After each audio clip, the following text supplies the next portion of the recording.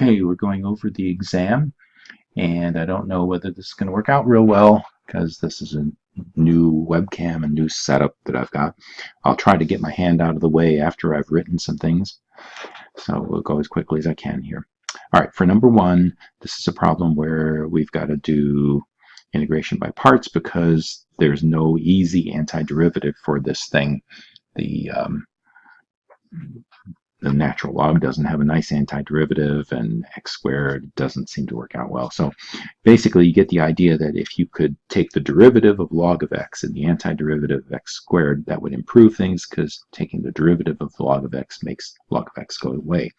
So let u equal log of x, and dv would be x squared dx. So if you do that, then du is going to be 1 over x dx, and the antiderivative of x squared, of course, is 1/3 x cubed. So just check our work here. If this is v, then dv is 1/3 times 3 times x squared dx, and if this is u, then that's right. So the formula for integration by parts would say the answer to this antiderivative is u times v. So that would be 1/3 x cubed ln of x minus the antiderivative of v du. So that would be 1/3 x cubed times 1 over x dx. And so, whoops, the antiderivative of that. So simplify that a little bit, and x cubed divided by x is going to be x squared. So this is going to be equal to 1/3 x cubed ln of x minus 1/3 antiderivative of x squared.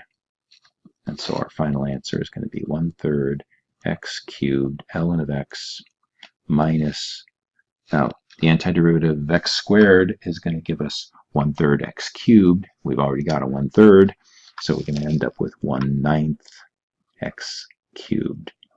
And then, of course, plus a constant. So that's our final answer. Okay.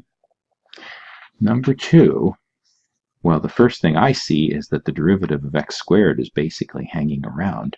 So you get the idea of letting u equal x squared, so that du is 2x dx. And I don't have a 2x dx, I've got an x dx here. So that's just 1/2 du.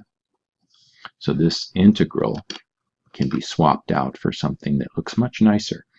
Instead of all of that, we're going to have sine of u, and then du almost gets everything. 1/2 of du certainly does. So I can put 1/2 there in du, and everybody knows the antiderivative of the sine. So our almost final answer is going to be minus 1/2 cosine u, and then we just switch back to the x universe by making this minus 1/2 cosine of x squared plus c. And we could tell that this was an easy one because the derivative of x squared is hanging around. The next one we're going to have to do by partial fractions, but it's not too bad. A over x minus 1 and b over x plus 2 has to come out to x over x minus 1, x plus 2. So then, if you cross multiply, a is going to be multiplied by x plus 3, b is multiplied by x minus 1,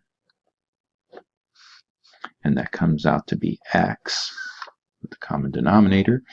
And now choosing x judiciously, like -3 leads to this term going away. -3 minus 1 is -4, so -4b equals -3, or b equals 3/4. This doesn't seem right. And of course it's not, because I miscopied the problem. This is x minus 1, x plus 2, not x plus 3. X minus 1, x plus 2. So a is multiplied by x plus 2. And so x should not be chosen as -3, it should be chosen as -2. So when you do that, the first term does go away. -2 minus 1 is -3 multiplied by b. And x is -2, so this is -2 on the other side. So b should be 2/3, not 3/4. I don't remember 3/4 in the problem. That's why I had to stop and look. Okay, our next choice for x is obviously x equals 1 to make the b term go away. So that's going to give us 1 plus 2 is 3a. The b term's gone, equals x, which was 1. So a has to be 1/3.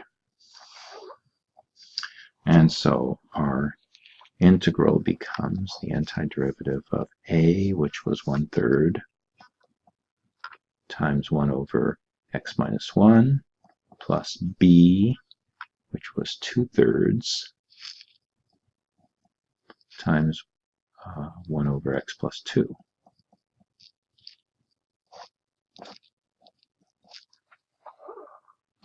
And that has to be calculated by splitting it into this plus this. So you're going to get 1/3 ln of x minus 1 plus 2/3 ln of x plus 2 plus a constant.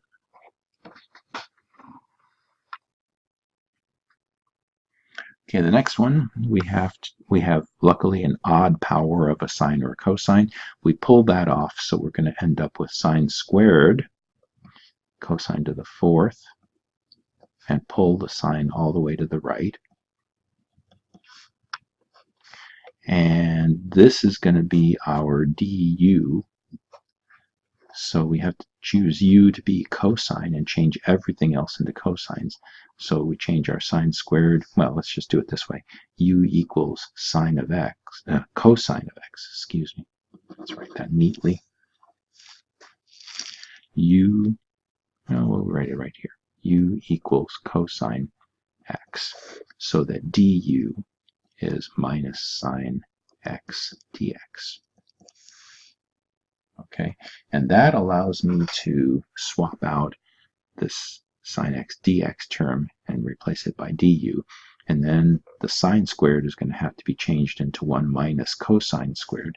So this is going to be 1 minus cosine squared is 1 minus u squared. I've still got cosine to the 4th, so that's u to the 4th. And then I don't exactly have du, I've got negative du, but I'll stick a minus in front there and then put du there, and that'll all work out right. Now, I don't like minuses any more than anybody else does, but here's another trick that I like to do. I'll take this minus inside the first term. It's like multiplying by -1, and I've got 3 terms there to be multiplied together, and I'll just choose -1 times the first one. And when you multiply -1 by a difference, it flips the order of the difference. So this is going to be the integral of u squared minus 1, u to the 4th du. And then we can multiply that out pretty easily. That's u to the 6th minus u to the 4th du. And then the antiderivative is very easy. It's just going to be 1/7 u to the 7th minus 1/5 u to the 5th plus a constant. And then finally, switching back in terms of x, we get 1/7, what was u? U was cosine of x, cosine to the 7th minus 1/5 cosine to the 5th. Like that. Okay. Next page. Okay, so the next problem is x squared e to the x. And it's going to be nasty because got to do it by parts, kind of obviously, but I'm going to have to do it twice to get rid of the x squared entirely, because the first time I get x squared going to x, and then the next time we'll go to 1. So I'm going to drop the u's and the v's here. I'm just going to put x squared there to take the derivative, and e to the x to take the antiderivative. So I'm going to have 2x for the derivative, e to the x, of course, for the antiderivative.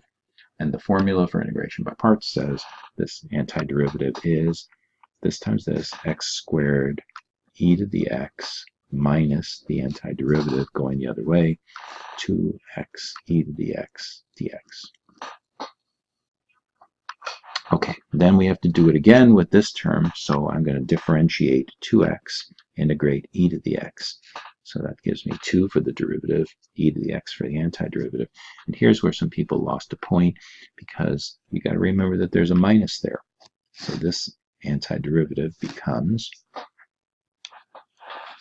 x squared e to the x minus, and then the next thing I put after I can put a minus like this is an open parenthesis, because it's minus everything that comes. So might as well just put open and close parenthesis and then cram it all in there. So it's this times this, 2x. The antiderivative according to the formula by integration by parts is 2x e to the x minus the antiderivative of 2e to the x dx. Like that. So this times this minus the antiderivative going the other way. And that's going to give us, when we simplify, x squared e to the x. And then that minus has to distribute across that minus, giving you minus 2x e to the x. And then minus minus makes it a plus. And now we have to take the antiderivative of 2x e to the x. Excuse me, 2e to the x. But the antiderivative of 2e to the x is just 2e to the x. And so we're done. Just add on a c. Like that. Okay. Then we have to do this problem, which is the one where you have to remember a formula. And I don't remember it off the top of my head. I really have to derive it. I do know that it's going to involve sine of a plus b, because sine of a plus b is sine a cosine b, which is what I've got here, plus sine b cosine a. And if I write the same thing with a minus b, it's going to give me the same thing there minus the same thing there. So if I add the two together, sine a plus b plus sine a minus b is going to give me 2 of those guys. And we've seen this before, 2 sine a cosine b. And these guys cancel. And so my formula is going to be sine a cosine b equals half of all of that. 1/2 of sine a plus b plus sine a minus b. And now the only thing I have to worry about is what's playing the role of a and what's playing the role of b. Well, if I've got sine a cosine b, then obviously this is my a and this is my b. So this is going to be equal to the integral of 1/2 sine a plus b. That would be sine of 2 plus 5, sine of 7x plus sine of a minus b. And 2x minus 5x is minus 3x. Okay, you should remember that the sign of minus something is the same as minus the sign of something. So this antiderivative is not too hard to do. I'll pull the 1/2 out. So from here, we get that it's equal to 1/2 times. The antiderivative of sine would be negative cosine. So I'm going to get cosine of 7x. Negative cosine, and then I've got to worry about that 7 that's in there that pops out from the chain rule, so I have to put in a minus 1/7 to kill that 7. And then this minus is out here, so it's minus the antiderivative sign, which is also a minus cosine, so there I'm going to get a plus cosine of 3x, and I've got to divide that by 3 to worry about that coefficient, and then plus c, and we're done. Of course, you can multiply this out. You could write it as 1/6 cosine of 3x minus 1/14 cosine of 7x if you want, but it's a test. You don't have to work too hard. Okay, and finally, this one is the nasty one where you have to remember a reduction formula. for cosine squared of anything, it's 1/2 plus 1/2 cosine of 2 times that anything. So this formula, where the anything is being played by 4x, the a is 4x here, then this is going to be the antiderivative of 1/2 plus 1/2 cosine of 2 times a. That would be 8x.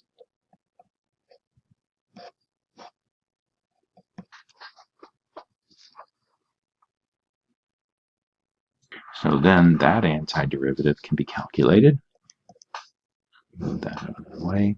So this is going to be 1/2 x. That's an easy antiderivative. Antiderivative of cosine of anything is going to be sine of anything, sine of 8x. But the chain rule comes along and says, oh, you got to multiply by the derivative of what's inside. That's going to give us an 8 to worry about. I don't have an 8, I have a 1/2. So to make it work, I'm going to have a 1/16. Check my answer. Derivative of sine is going to be cosine of 8x times 8. 8 over 16 is 1/2, and that's what I've got. So all I have to do then is add a plus c, and we're done. And then we go on to the next page. So here we're supposed to get a partial fraction decomposition, but don't solve for the constants. But we are supposed to calculate the antiderivative.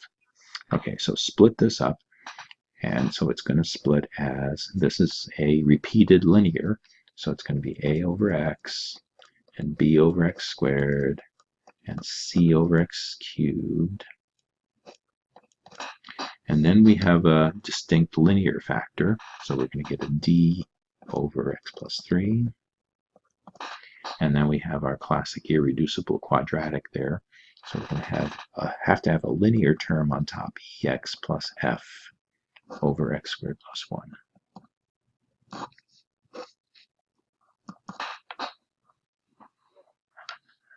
Okay, so we're ready to take antiderivatives. The first one's easy, a natural log of x. Now, antiderivative of b over x squared, you have to remember that b over x squared is really b times x to the negative 2, right? b x to the negative 2. So b times x to the negative 2 has an antiderivative where you add 1 to the exponent. It is not the log of x squared. That doesn't work. Try it. But the antiderivative here has to be x to the negative 1, adding 1 to that exponent. Now, of course, you have to worry about the minus that comes out, and you have to put the b in. So actually, this is going to become minus b, or you could have changed that plus to a minus. Check your answer. Derivative here is going to be plus b, x to the minus 2, and that's what I've got. Similarly, I can see this coming, so I'll just go ahead and put a minus there. And it's going to be x to the minus 2. And then I'm going to have a worry about the negative 2 that comes down. I've got the negative already. So I'm going to have a 2 in the denominator and a c in the top. Check the answer. Derivative of x to the minus 2. The minus 2 comes out, cancels that minus 2. Multiplied by cx to the minus 3, and that's what I have. Next term is very easy, d log x plus 3. And then this guy, the only way you can deal with that is split it. So it's going to be split as ex over x squared plus 1 and f over x squared plus 1. The first one is not hard because you can see the derivative of the bottom hanging around upstairs. So it's basically the log of x squared plus 1. Now that's not exactly right because the log of x squared plus 1 has a derivative that is 1 over x squared plus 1 times 2x. I don't have a 2x, I have an ex. So I can fudge that by putting in e and taking out 2, and it all works. Try it. The derivative of this is going to be the derivative of log, which is 1 over that, 1 over x squared plus 1, which I've got, times 2x. The 2's cancel, leaving me with ex, and that's exactly what's there in the first term. The second term you have to know is the arctangent. So I just add in my f times arctangent x, and then add on a constant. I've already used a c here, so I probably should go up to k, or some other letter that's not in use. All right. Next problem says, come up with a trig substitution to transform the integral, but don't compute it. All right, so I look at that integrand and I see the 4 minus x squared under the radical.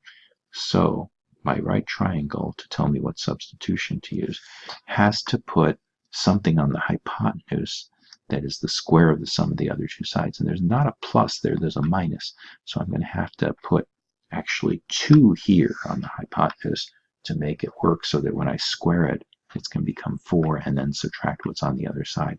I like to put x here, but you can put it wherever you like on the other two sides. But on the remaining side now, what has to go there is 4 minus x squared. Now check your answer here.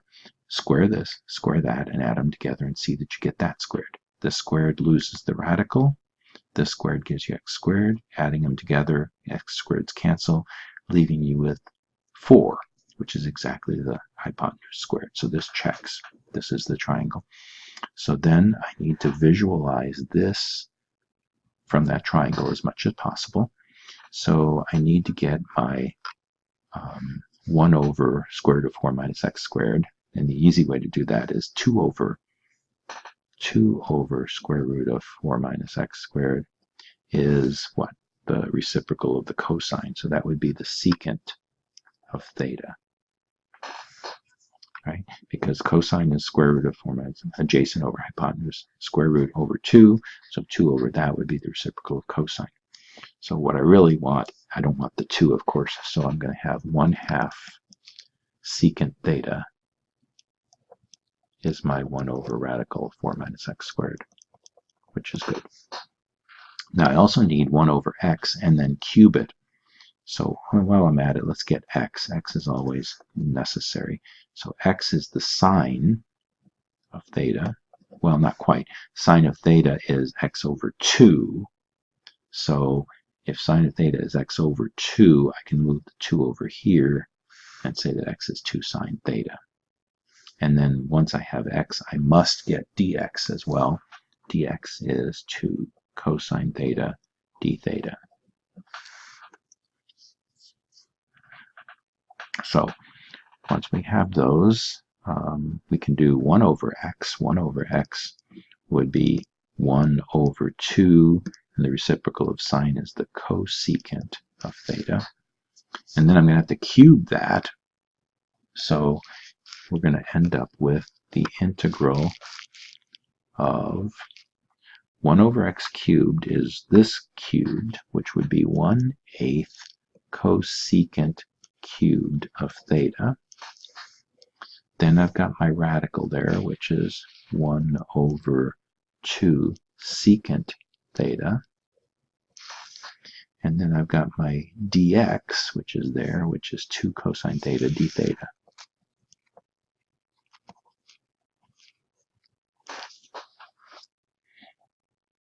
Okay, now this is a big mess, and I would simplify it just because I don't like looking at that, and I'm sure that it simplifies well. In fact, I can see a 2 and a 1/2 that are going to cancel, and a cosine and a secant that are reciprocals of each other, so those are going to cancel, and I'm left with a 1/8 cosecant cubed of theta d theta, which is fine. 1/8 cosecant cubed theta d theta. But the problem is that I'm supposed to translate this whole integral, and I haven't done the limits of integration. The 0 and 1 are relative to x. So I have to go back here and see what x is, and say as x goes from 0 to 1,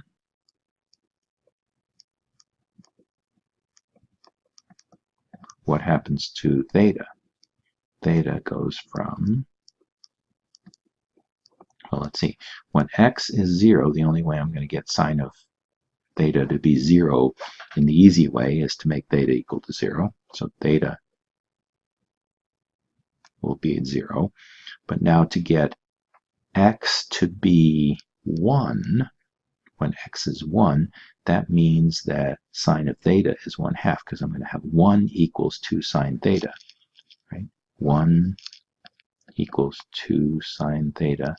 So sine theta equals 1/2. And I have to remember now, where is the sine equal to 1/2?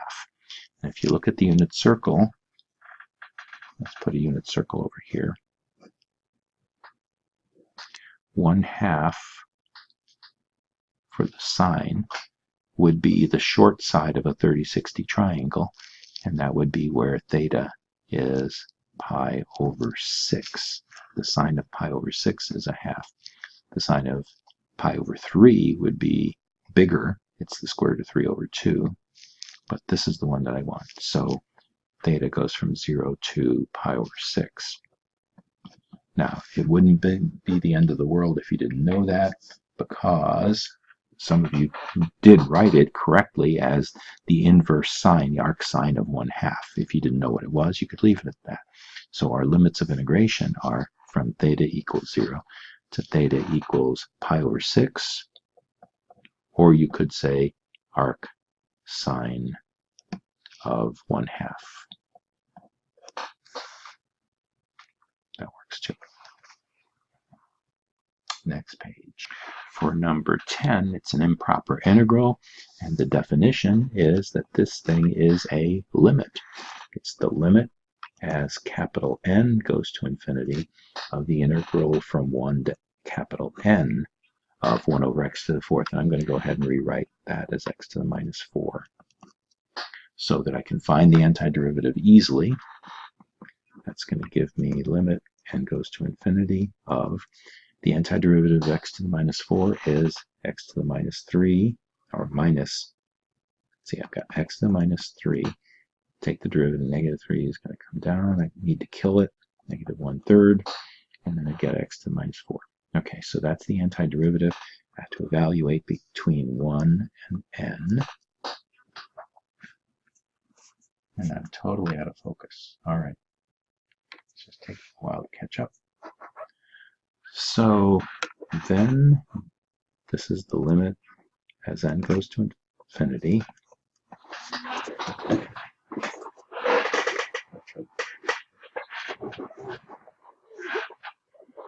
That was amusing. Have to plug in n minus 1/3 n cubed, and then be careful with your minuses. It's minus what you get when you plug in 1. So I'm going to have another minus 1/3 times 1 to the negative 3. Now be careful. What is 1 to the negative 3? 1 to the negative 3 means 1 over 1 cubed. It's not a negative number. So there is a negative 1/3 here, but that's minus 1/3 becomes plus 1/3. So this is, well, I'm not going to do it just yet because I'm looking ahead. Limit as n goes to infinity. This minus 1/3 times n cubed. No, it's minus 1/3 n to the minus 3. So what that really means is minus 1/3 times 1 over n cubed. And the important thing there is that as n gets large, this vanishes and becomes 0. Gets arbitrarily close to 0. So this is the only term that matters, and it becomes plus 1/3. Just like that. Okay, and finally number 11, we need to know just convergence or divergence. So look at the first one, and the first one is one of those 1 over x to the p deals where p is bigger than 1, and it's on the positive end. So what we've got is something that's bigger than our boundary case of 1 over x. 1 over x is what you got to keep in mind. 1 over x that looks like this. And it goes down, but not fast enough to converge at infinity. So if p is bigger than 1, it will converge, and p is definitely bigger than 1, so the first one converges.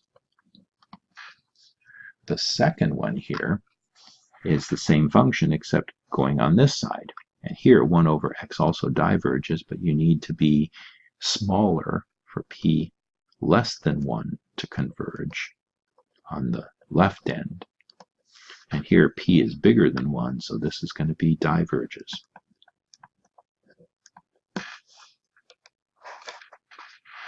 The next one is where p, well, this is x to the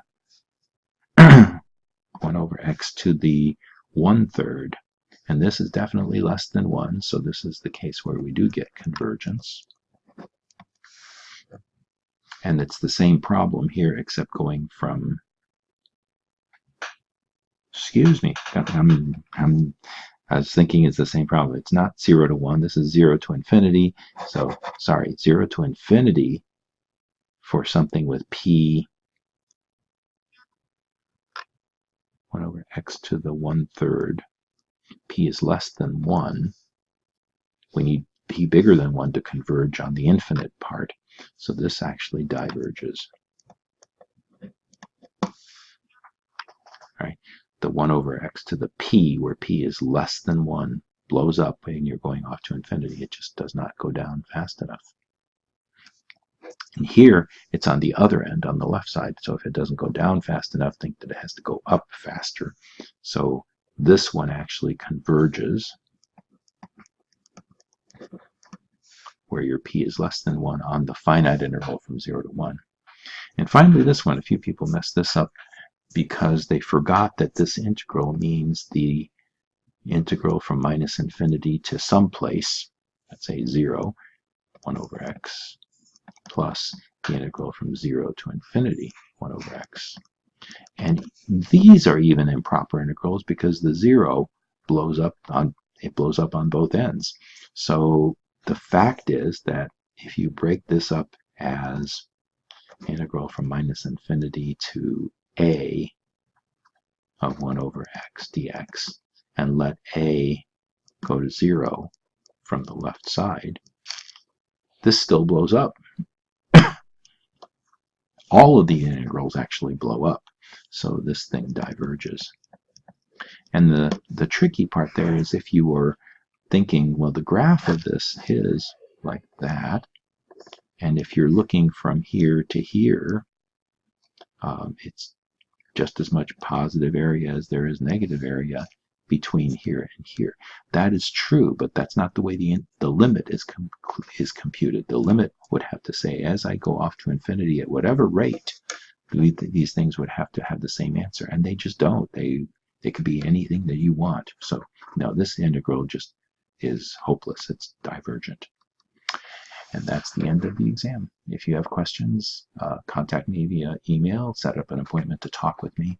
But if you want me to look over your exam in particular and answer particular questions, I'll be glad to do that. Just catch me after class or before class.